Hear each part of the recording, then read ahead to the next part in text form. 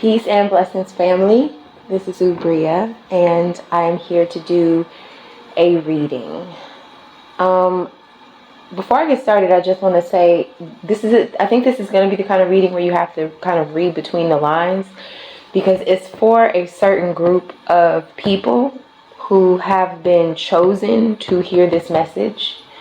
But there will also be many people called to listen to this message. Now, a lot of the people that will be called to listen to this message, they might feel a type of way about it. That's the channeling that I'm getting. So because of that, the message is going to be kind of coded, because if it isn't, then there's one group who's going to be salty that could sabotage the other group that the message is for. But everybody's listening. So yeah.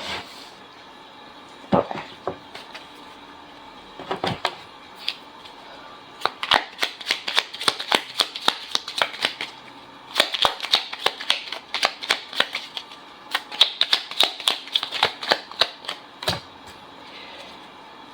So this is a message of protection.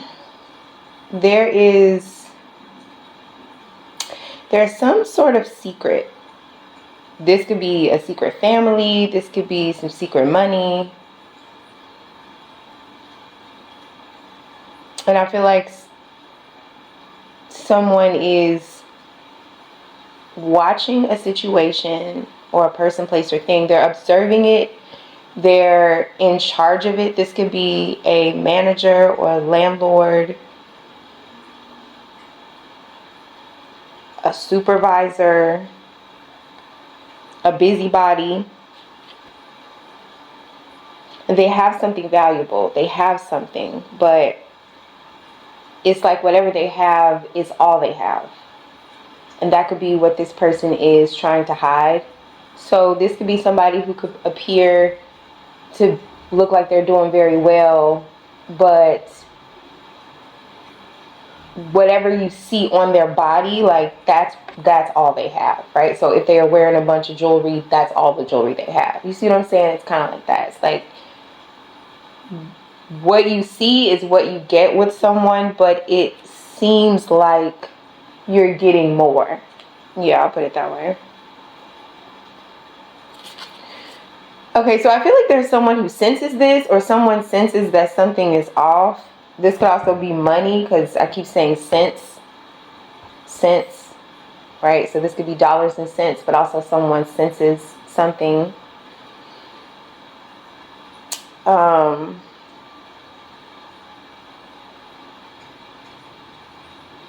whatever this is, I feel like somebody has dealt with this before. Or they've dealt with someone like this before. Or they've dealt with this exact thing in this person before.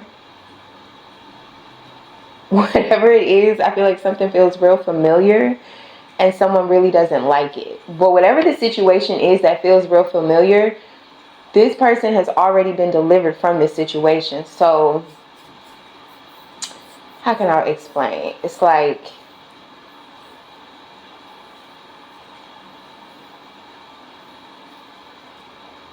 well, I'll just say, I mean, I'm not going to give an example, but it's what I'm saying. It's like somebody has maybe gone through a certain situation, mind state, spiritual experience, spiritual battle, you know, all of that. They could have like did everything that they could possibly do to defend themselves. But this person, it was hard for them to protect themselves. They had to get to a space, or they got to a space where they proved themselves worthy enough for God's protection. And so it's like this person proved themselves valuable in a battle they didn't even know that they were in. But they're very valuable in this battle. This person is a very important soldier, although they may not look like it. The thing is, the reason that this person doesn't look like it is because they're battle worn, they're battle tested. So this person could have scars, deformities, you know, just things wrong with them, or they could just look older than their age, or they just look weary, or whatever it is. And so there's this like contradiction where people maybe in this situation look at the person who's been battle tested and now has God's protection because they've earned it, you know, they're a soldier. They could look at this person and think that this person is not worthy of higher positions because this person looks beat up. You know, they've been beat up, right? So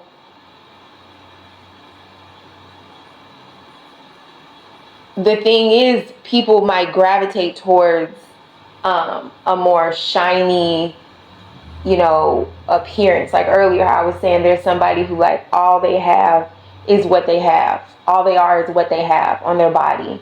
It's like they're wearing a costume of greatness. There's somebody who's wearing a costume of greatness, and then but there's nothing behind it. And then there's someone who's really great, but they look worn out, for lack of a better word. So what I was saying as far as God's protection is like somebody who looks worn out, they look defeated, right? Sometimes it's hard to tell the difference between a soldier who won the war and a soldier who lost the war, right? If you survived the war, you know, maybe y'all won, but you still fucked up. Or maybe y'all lost, but you still fucked up. You know, it's like players at the end of a game. You can't tell who won or lost the game. Everybody's tired. So people could think that a person is tired, is played out, is, you know, all the things. But it's not the case. That's what I'm saying. Because the thing is, this person has, like I said, divine protection. They have been delivered out of a situation. It's like, what's it called in literature? Deus ex machina. The God in the machine, where it's in a story, right? And like there's no logical way that the main character in the story could possibly survive all these circumstances because the person in the story doesn't have any supernatural powers. It's not a supernatural story. It's a regular ass story, and this person is going through some regular ass messed up shit. But somehow the hand of God just comes in and scoops that person out of that circumstance and puts them in a different, better circumstance. The circumstances of which they are deserving, because they prove themselves kind of like able to go down with the shit. You know what I mean? I mean, it's like God just pulling you up from drowning. So this person has divine protection, but they still look beat up from the battle. So now that they're in this space of having divine protection, people might think that they could try this person. And, you know, because they mistake their fatigue for weakness, right? Somebody could be tired and still get up and fuck you up, right? It's like, man, I was just taking a break. You know, it's like you don't really know the difference between, you know, somebody just pausing and resting to gather their strength or someone that you can fuck with. And I feel like, yeah, it could be that somebody's kind of getting fucked with, or it feels like they're going to be fucked with. So this is a message to both people, both sides of the situation. If you are the person getting fucked with, if you are the soldier, if you're the person who has been chosen for a particular battle, you're a chosen one of many for a particular battle that you're fighting, you have the battle. Number one, the battle was won. I need you to remember that. But number two, you have complete divine protection as the winner of this battle that you fought in and that you won, even though it may not appear that way. So number one is like, it's okay to be tired. But number two, you don't have to let your exhaustion turn into paranoia. That's what I'm trying to say. There's someone who does not have to watch their own back anymore. So somebody could be feeling extremely vigilant and kind of nervous. It's like easily triggered. It's like every time somebody do something that feels like you're back in that battle, you get completely on guard. Your guard goes up. So you could be very defensive. You could just be quick to cut people off, cut conversations off, you know, block people, all those things, because you're still kind of fighting a battle that that no one's fighting, right? You're just, it's like PTSD, like from a war. Like you could still really be fighting a war in your head that you've already won. And so this reading is just asking if you could try to remember that. and try to have faith in that. Now, for the other side that's triggering this person, that's because like I said, the battle is already won. But yeah, you could be getting triggered because other people keep trying you. So that's why I was saying, like, you don't have to watch your own back, so you can kind of relax. So even though people may try you and trigger you and do all that shit, you don't have to let it fuck up your defense system. You can just keep going on as if it's not happening. Like those movies where the person has like the superhuman shields and they can just walk through fire and shit, and they can just keep going because like nothing's gonna stop them, nothing's gonna hold them back. That's the situation, the position that you're in right now. So don't let that petty shit get to you. For the people that's trying this person though, you heard everything I said, okay? So I said the battle is already won. I said it's already done. You can't. You mean you could exhaust? You're gonna exhaust yourself. Actually, is what the reading is saying. Like you're gonna wear yourself out, and you're gonna lose everything you have.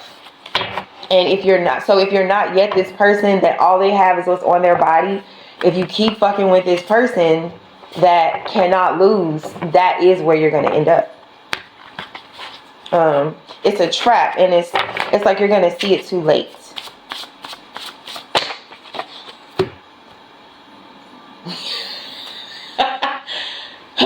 Yeah. It's really as simple as A, B, and C. Like that's the card that I just got. It's as simple as A, B, and C. Behind A, B, and C of all those doors is the person that you're trying to fuck with is divinely protected. It doesn't matter what route you take. It's not gonna work. Now, for the person who is divinely protected, no matter what route you take, you're fine. So if you're in a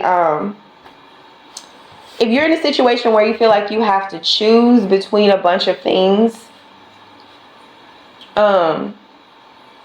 you could just be multi-talented, multifaceted, and it could be difficult for you to choose what you want to focus your energy on. And I'm just sensing like, I don't know, there's just going to be a regeneration, or there has been a regeneration. That could be another thing that people are freaking out about, because you could have, if like I said, if you were kind of beaten down, worn down, and you were weary, and so people thought a certain way of you because of your weariness and your tiredness and your appearance in that. If you've had a chance to rest and recover, because that's what people in PTSD, that's what people who have PTSD need. They need like a very calm environment in which they can recover, with like no surprises and like routines and stuff like that. But if you have found yourself in that space and you have regenerated, people are looking at you like a fucking like magician. Like, what did you do? Like, is it like witchcraft? Is it magic? And no, it's as simple as A, B, and C. It's like rest, water, peace. Duh, you know? But yeah, that could be what you want to tell people. It's just how nice it is to live your unbothered best life. Feeling good, feeling relaxed, feeling cared for. And you could really be in a space where you don't understand how this is happening. You could be looking at yourself like, what is this? How am I regenerating? How am I fine? You know, how, no matter what, like this could be, you could be in a situation where, you know, you're not struggling with money, although maybe you don't have a lot of money. But I feel like there's someone in your environment who like holds on to, or someone who's observing you. They hold on to every penny.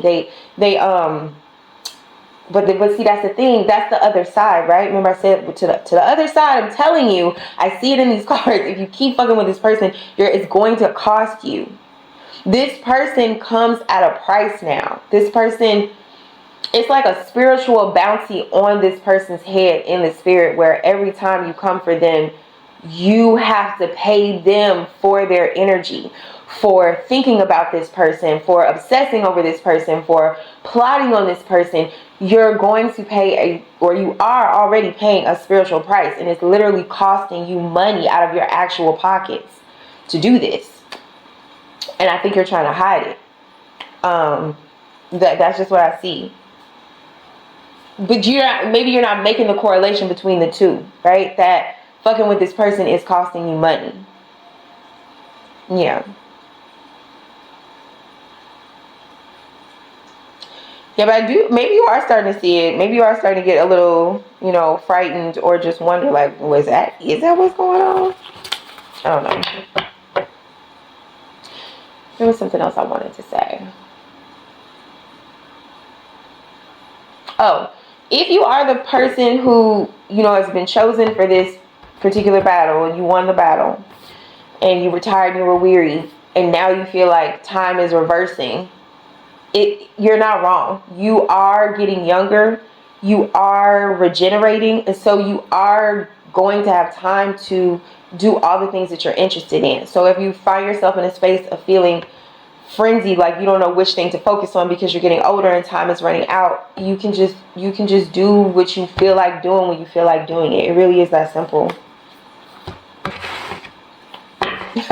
It's as simple as A, B, and C. I didn't even, man, I said that, but like I wasn't looking at the words when I said it. That's funny.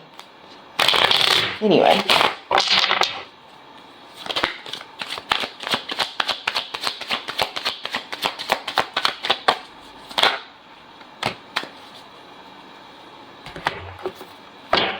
Yeah, it's definitely this contrast where somebody is very abundant, making good decisions, nobody, like, no grudges, like it's all good. Somebody feels good. They're like, man, my life is balanced. I feel good. I'm feeling like my creativity is protected. My family is, somebody is feeling good. And I feel like somebody is watching this like, damn.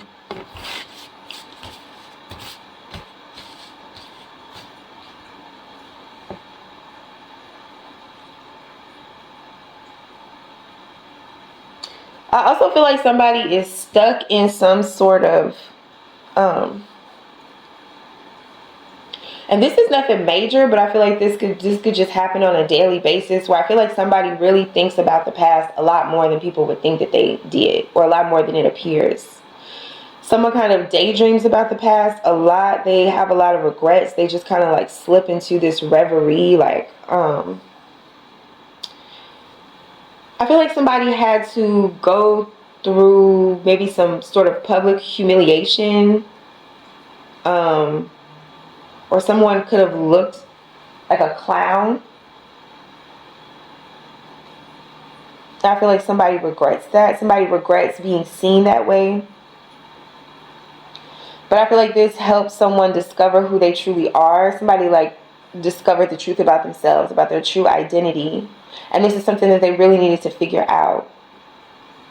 Because I feel like somebody realized like what's actually most important and most valuable in life. Or at least that's what they was looking for. Like somebody was looking for the meaning of life, straight up. But the thing is, I feel like they were looking for the meaning of life in their past. And the meaning of life is to face forward. And that's what this person had to figure out. But somebody had to fully distance themselves from their past. But it's also like because they maybe did that physically, their past kind of haunts them mentally. And it's weird because if this person, so this is why this person gets stuck, because it's like a never-ending cycle where the whole reason they cut themselves off from their, maybe geographic location, maybe they left home or something like that. The reason why they did that in the first place is because this is a very forward-thinking person. This person actually does live very much in the future. They're a very future-oriented person, right? They don't get down with nostalgia or all of that. This person is about experimentation and kind of moving to the beat of their own drum and going out into the world, even if they look foolish, and just, enjoying what life has for them. But what happens is, I feel like this person just gets caught up. They get ungrounded, and they start to feel like they're losing. It's like they do it a little bit too well. So then they start to feel like they're losing themselves. They're losing the core of who they are. They don't know. They start to spiral. Like, I don't know. I don't even know who I am anymore. If I'm not this and I'm not that. Like, I feel like somebody gets very uncomfortable in the middle space of deconstructing who they used to be, and then allowing the growth and the birth and the regeneration of who they are meant to be. It's like, because you know how caterpillars, when they go into the cocoon to become a butterfly, they turn to goop, they liquefy, right? So then they emerge in an entirely different form. So this is like somebody who constantly goes in the cocoon to become a butterfly, but they get freaked out halfway through, and then they reemerge as a caterpillar. And then they just keep going around and around, from caterpillar to cocoon, caterpillar to cocoon, caterpillar to cocoon. And this person just really needs to honor their damn caterpillar impulse and come all the way out into the butterfly that they truly are. It's like somebody will go so far but not far enough. They'll go so far but then they don't go all the way. This could also be sexually, about somebody thinking about something but not going all the way.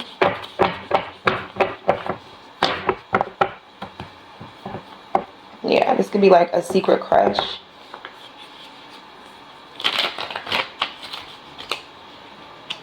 On someone from your past.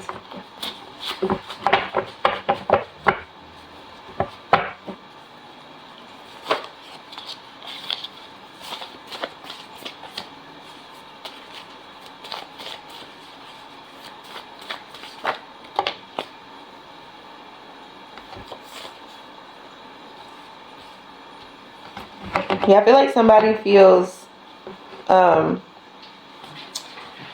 I feel like somebody gets caught up and they start to feel lonely and kind of codependent, and then they feel sad that they're alone and they wonder why they're alone. It's giving, like if somebody moved to LA to become an actress and so far they've only had a couple of roles, and maybe right now it's been like 6 months between roles, and right now they're only waiting tables, and they're like, what the fuck am I even doing with my life? What the fuck am I even, who even am I? Why am I doing this? Because it's like there's not enough motivation from your past life to keep you going towards what your past self thought it wanted bad enough to get through this middle part where it's all murky and weird. But there's not enough evidence from your future life to pull you forward into, you know, to motivate you that way and for you to know what the fuck you're moving towards. So it's just this middle ground, this no man's land that fucking sucks. And I feel like if you're in that space, or someone that you know gets in that space, and they get in that headspace, they just start to doubt everything, that everything even matters, and they don't know what the fuck they're doing, and they just kind of use blind faith to get themselves the rest of the way through. But see, if this is somebody that you're dealing with, this is kind of telling you what's going on behind the scenes with this person.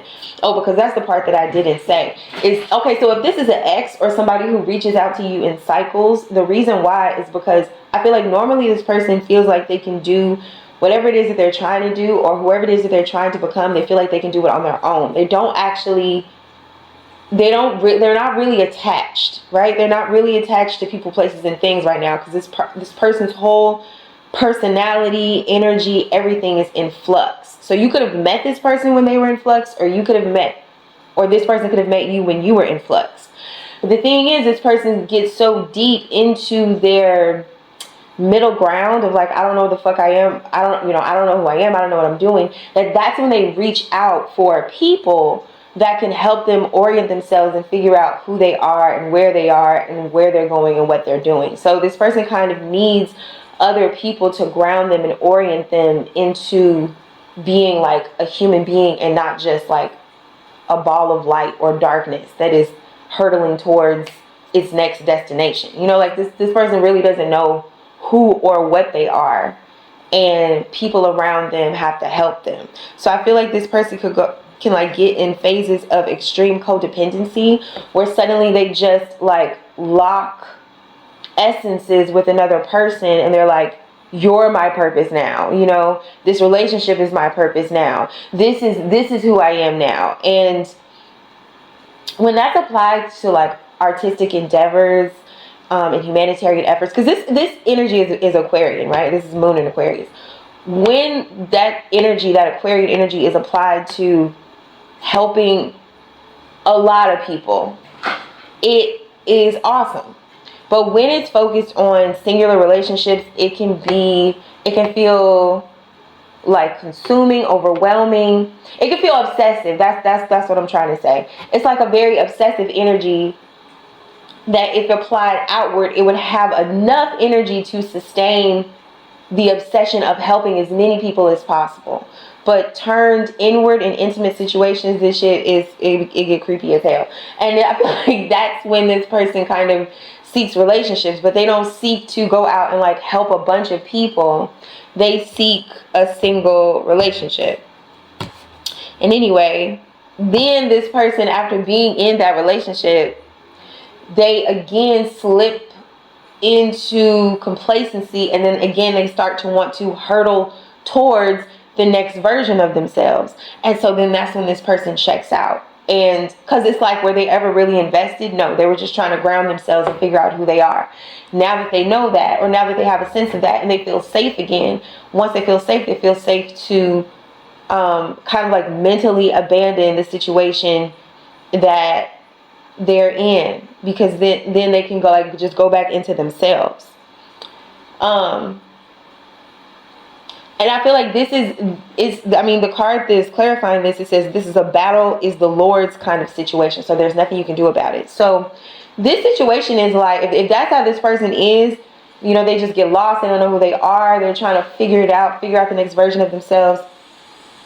That's not something that you should take personally, even though I'm sure it's very difficult not to take personally. Oh, that sound was freaking me out. Like, what the hell is that? It just kept growing. That whistle sound. It was weird. I think it's the street cleaner. Anyway, what was I saying? Oh, this person is like kind of a spiritual calling where they just keep getting called to deeper and higher levels of spirituality. However, when this happens, because I'm sensing there's like a codependency here, like a gentle one. But it's like when someone's attention turns inward because they have to figure out who they are and what they're even doing on this planet. I feel like somebody else takes it really, really personally. And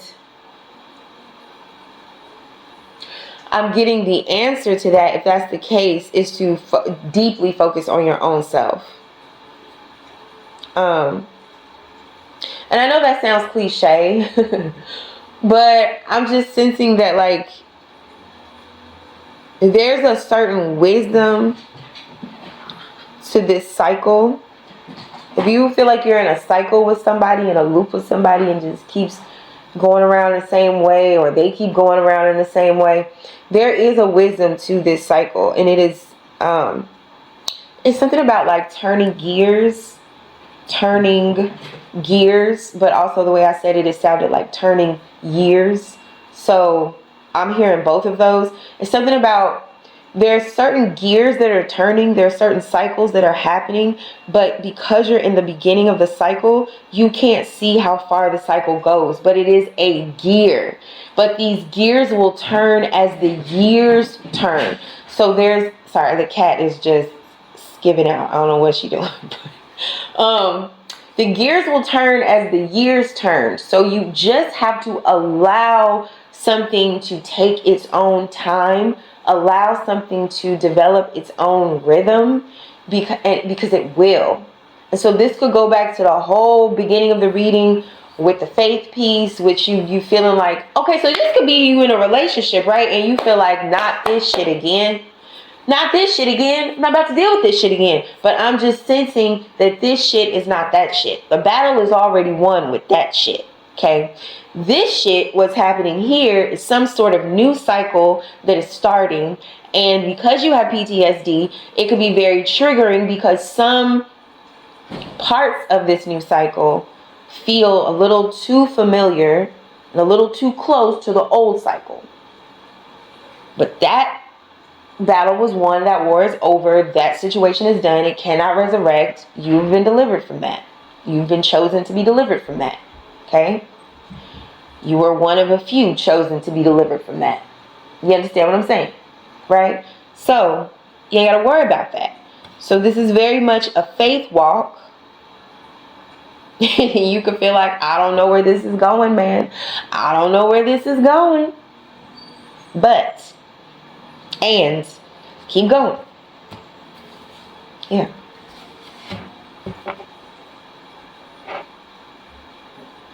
Some sort of energy is always going to attach itself to you. This could feel like the energy of poverty, lack,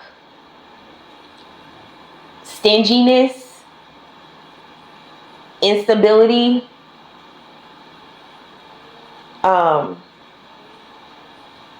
people devaluing you, people treating you like you are worth less than you are, people treating you like you straight up worthless, people not paying you, people not wanting to see why they should pay you.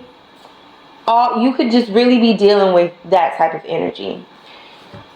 And I'm seeing that it's going to keep coming for you, because that is the battle that you won. So that's what you need to know, first of all, is that you've won this battle over poverty, over lack, over, all this shit that feels like it's real, but it's really not. But it's trying to attack you. It's trying to attack you mentally, and it's going to keep going. It's going to keep attacking you. But hear me when I say this, okay? It will always attach itself to you, because that was the war that was won, okay? And sometimes the other side it doesn't die easily. It doesn't die gently. It just keeps trying you. But you are protected. So you're going to keep finding yourself in situations with people, around people who just don't want to be generous with you. They just don't want to give it to you. They don't want to like you. They don't want to love you. They don't want to offer shit to you. They don't want to invite you. They don't want to welcome you. They don't want to open up to you. They don't. They just don't. They're not going to want to. And for the people who feel that way, who are listening to this, those people are feeling persecuted because they be fake and they pretend like they do want to open up to you, and they pretend like they do like you and they do love you and they do want to be generous with you. And that's how you can tell the difference, because there's just this certain stinginess, and you feel like you can see the difference in the way people act with the people that they really fuck with and you. And they maybe just really don't fuck with you. And that's just something that's just a conclusion that you had to come to and that you had to realize on your own. The thing is, there is something, but it's because it's a spiritual war, right? And those people have the spirit of lack, and for some reason, they just don't even know why. They get attacked with just feeling like you don't deserve shit, you ain't supposed to have shit, they don't want you to have shit, okay? It could be because of your appearance. You could appear poor. You could appear beat down. Like I said, you have fought this battle. You fought this war. You took a lot of time to rejuvenate yourself. But there was a time when you were not feeling your best. You were not looking your best. And I feel like people judged you because of that. And that's when the spirit got in them, with them just feeling like, oh, this is somebody I can shit on forever. This is somebody who I'm always going to be doing better than, smarter than, prettier than, finer than, richer than, all of those things. They used you as a measure of a stepping stone. But that was God's plan, okay? Because what happens is they put you in this pocket, but you flourish in this pocket. You have flourished in this pocket. You are flourishing in this pocket, in this little space that people think that you're not supposed to break out of. You actually are rapidly becoming and have become the most beautiful thing there. You glow, you glisten, you glide, and people are shocked, like, how the fuck is this real? How the fuck is this happening? I thought I didn't give this person shit. How are they still thriving if I didn't give it to them? But it's because God gave it to you. And God is going to continue to give you every single thing you ask for. Every single thing that you need. Every single thing that you want. And I feel like this is a theory that you haven't really deeply tested yet. That part. I feel like you haven't gotten extravagant enough in your requests of God, who is so incredibly impressed with you, with all that you have managed to do and accomplish and continue to do and accomplish against insurmountable odds. And the reason why you don't feel like that's true when I say that statement is because the people around you will never tell you. That's the battle. They will never congratulate you. They feel like, fuck you. They want to keep you feeling like you always have to try. You always have to keep earning. You hear that? Is whatever it is that they can hold back from you and make you feel lackful about, that's what they're going to do. So you can't get your validation from men. It's not going to come from them. What you're going to get from men is their shock and awe and their realization that, holy shit, you're a divine being, because no matter what I did to this person, no matter how much I shitted on this person mentally or just by withholding from them, they still thrive. They still are abundant. They still have, how dare they have what I did not give them, what I refused them. So if you feel like there are certain things that you have been refused, you might start to feel like you're just not meant to have it, right? Because we all know how we self-soothe, how we try to acknowledge the lack in our lives without letting it fuck up with our self-esteem, even though it still does. But we try to say things like, well, I guess I just don't need it, or I guess I know how to live without it, or I'm still all right, and we still be all right. Shit, we gonna be all right, like Kendrick said. But I feel like there's an energy that wants to give to you, like, excessively, but you do not ask. You have not because you ask not. When I say that, I speak to myself.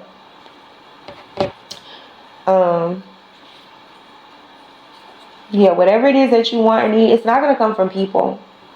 You can quit applying to them jobs. You can quit submitting to that shit that you be submitting to. You can stop. Posting, like, everything, like whatever growth you thought was gonna come from the conventional means, how these people be out here having millions of followers, or 100,000 copies sold, or all those things. Those things that you want, your deepest dreams, your deepest desires, they're not gonna come from promoting yourself to people or telling people about yourself or showing yourself to people. No, you're really gonna be like a wonderkin, because you're gonna fucking come out of nowhere, because you have to come out of nowhere, because people have done their best to close every door, and they will continue to. For some reason, the spirit of haterism precedes you. So people hate. By the time they look your way, they hate. It's not, so it can't come from them. But baby, it's coming, and you just gotta ask. So yeah, I feel like this is complete. I feel like this is a nice complete message, and I used all my cards. So, well, I used a couple more. Oh yeah, oh my goodness. I did 2 more cards, y'all, and it came out Queen of Cups, 10 of Cups. I mean, what else is there to be said? You are so protected. I feel like you could stand to rest a whole lot more than you do. You could stand to rest in God's promises, protection, love, care, abundance, joy, peace, a lot more than you do. I think if you are worried about what to give this Christmas season, that is what you need to give yourself, is resting in the promises that you've heard today in this reading, but also in the promises that you just know. Like, if this reading resonates with you in the space that it resonates with me, then you know this shit already. Sometimes you just need to be reminded to rest in those promises. So let this be a reminder to you. Those promises are real, and they are not promised despite what the world might tell you. Those promises are not promised to everybody, but they are promised to you, whoever I'm talking to. And you run tell that. Alright. Thanks for listening, y'all. Yeah. Peace.